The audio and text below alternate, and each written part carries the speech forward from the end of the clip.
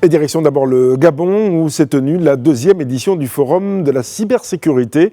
Autorités, experts et acteurs privés ont en effet échangé sur la protection des infrastructures stratégiques et aussi des données sensibles.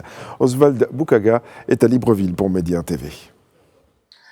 À Libreville, le 2e forum de la cybersécurité a réuni experts, autorités publiques et acteurs du numérique autour d'un constat sans appel.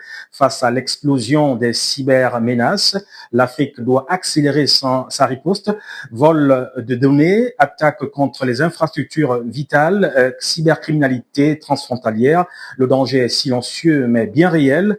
Au cœur des échanges, la souveraineté numérique, la protection des systèmes critiques et surtout la formation des compétences locales. Le Gabon affiche sa volonté de passer d'une posture défensive à une stratégie proactive avec des partenariats renforcés et l'ambition de devenir un hub régional en matière de cybersécurité.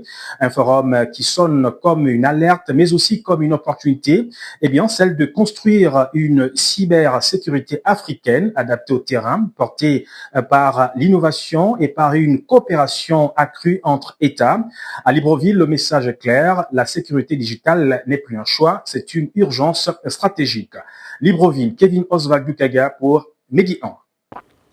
Et puis en Côte d'Ivoire, c'est l'éducation qui fait la une aujourd'hui. La Commission des affaires économiques et financières du Parlement ivoirien vient en effet d'allouer près d'1,6 milliard de francs CFA, soit environ 25,5 millions de dirhams, à l'éducation et à l'alphabétisation. Zeynep Dosso était à Abidjan pour Média TV.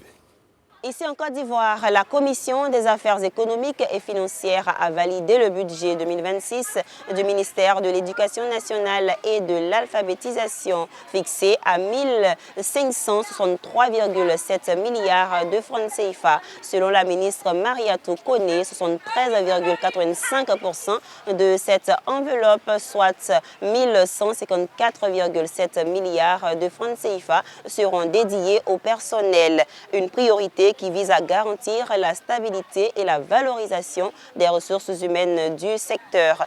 Les 408,9 milliards de francs CFA restants seront dédiés à financer les actions opérationnelles, amélioration de l'offre éducative, équipement des établissements, appui aux services déconcentrés et poursuite des chantiers pédagogiques. Les députés saluent les efforts du ministère pour moderniser le système éducatif ivoirien. Zeynep Dosso pour Média TV, Abidjan, Côte d'Ivoire. Voilà pour la minute des correspondants.